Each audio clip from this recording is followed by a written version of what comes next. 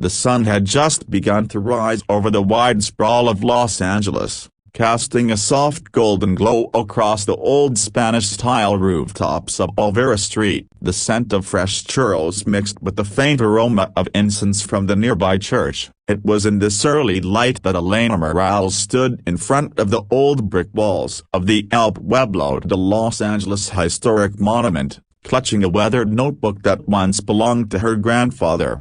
She had come to the city not as a tourist but as a seeker of history, chasing the stories her grandfather used to whisper before bedtime. He would tell her, Los Angeles was never just a city, Mija. It was a dream carved out of dust, water, and hope. Now, years later, she was here to find out if that dream still lived somewhere between the concrete and the stars. Elena was a young historian from New Mexico, recently finishing her thesis on urban memory and cultural identity. Her research led her to Los Angeles, the place where cultures collided, where ancient tribal lands turned into missions, then ranches, then boulevards lined with neon lights. But the city she saw when she arrived was more than a landscape of fame and freeways. It breathed history in 1,000 different languages. She began her journey at the heart of it all. Olvera Street. Vendors opened their colorful stalls, selling woven blankets,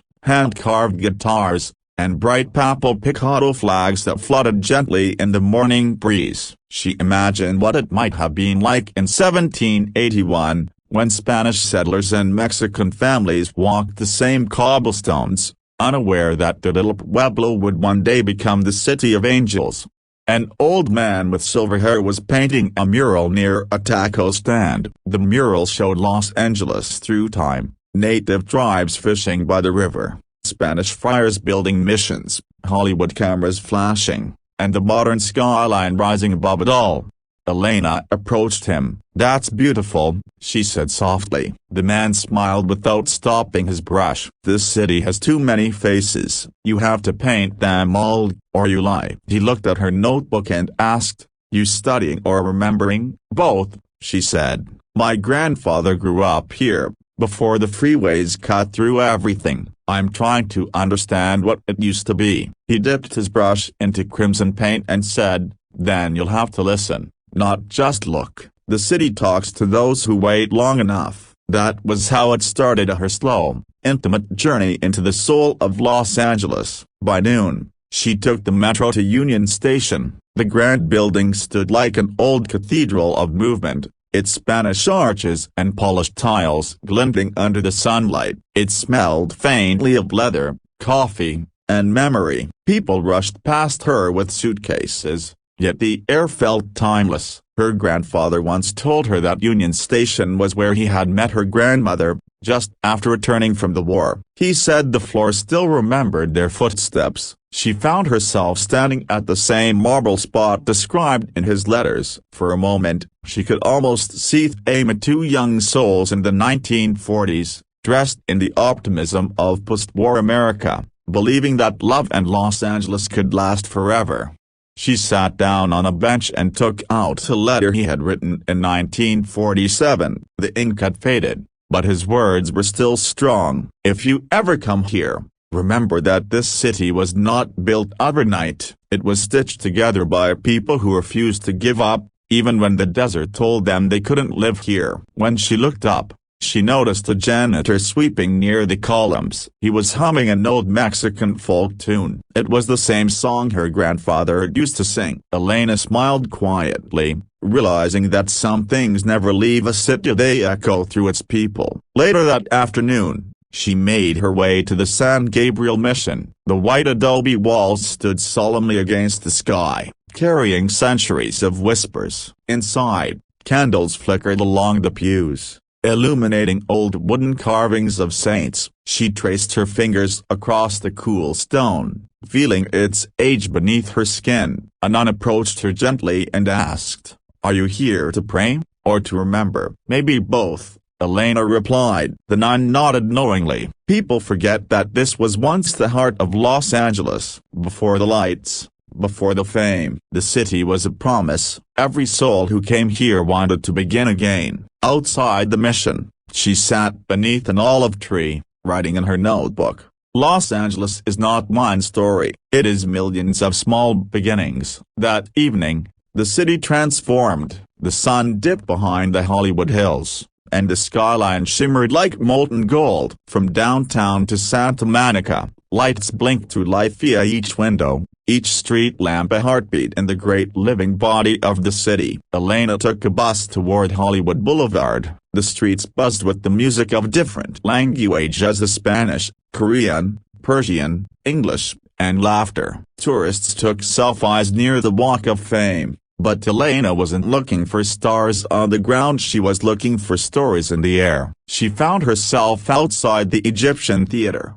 one of the oldest cinemas in Los Angeles. The marquee flickered with the words, "Classic Film Night, Sunset Boulevard." She smiled at the irony. Inside, the scent of popcorn mixed with nostalgia. The black and white film began, and as Gloria Swanson's voice filled the screen, "I am big. It's the pictures that got small." Elena realized that Los Angeles itself was like that old actress, eternally grand, forever longing to be remembered. After the movie, she walked down a quiet side street lined with old houses. A breeze carried the faint scent of jasmine and rain. She could hear distant music from a rooftop bar. The city never slept, it only changed moods. She ended up at Griffith Observatory. From there, the whole city stretched before her, millions of lights, endless roads, a galaxy of human dreams. She remembered her grandfather's words again: "If you ever get lost in Los Angeles, look for the lights. They're people's prayers in the skies." She whispered softly into the night, "Abuelo, I found them." But her search wasn't over. The next morning, she went to Boyle Heights, the neighborhood where her grandfather had grown up. The streets were alive with moral heroes, poets, and immigrants painted across brick walls. A young boy skateboarded past her, his backpack decorated with a Mexican flag. She stopped at a small panaderia where an old woman sold sweet quinces and coffee. "You look like you're searching for something," the woman said kindly. "My family used to live here, many years ago," Elena replied. The woman nodded. "Everyone's family used to live here. This neighborhood has seen it all: joy, struggle, music, and loss. But the spirit never leaves." Elena bought a concha and sat outside, watching the morning unfold of the buses, the laughter, the smell of bread. She could feel the heartbeat of the old Los Angeles beneath the modern noise. Her next stop was the Los Angeles River. Once a wild river flowing through native lands, it had been buried in concrete, tamed by progress. Yet, when she leaned over the railing, she saw green shoots pushing through cracks in the cement. Life always found a way. By evening, Elena walked along Santa Monica Pier. The Pacific stretched endlessly before her. The horizon dipped in pink and gold. Families laughed on the carousel, lovers leaned on the railing,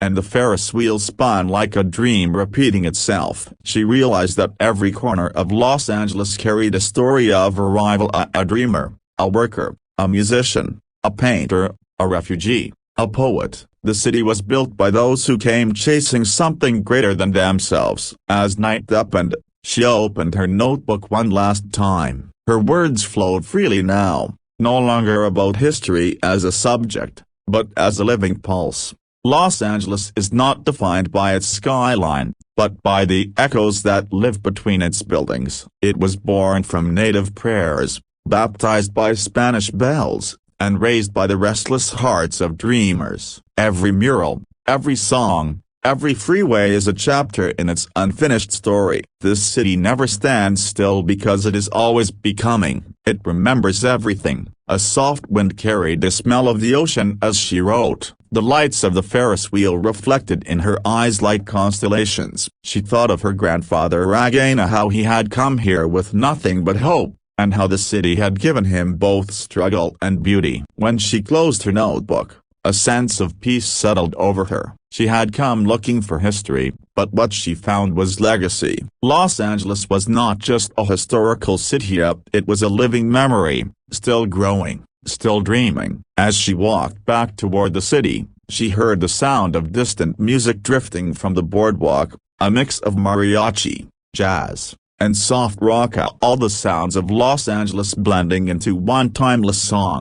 She smiled. This was what her grandfather meant. The city was alive, it remembered, it evolved, and it carried every soul that had ever loved it. At midnight, she reached her small apartment in Echo Park. From her window, she could see the downtown skyline shimmering like a crown of steel and glass. The lights looked eternal, but she knew they were the work of countless hands, generations who had built, dreamed, and rebuilt the city again and again.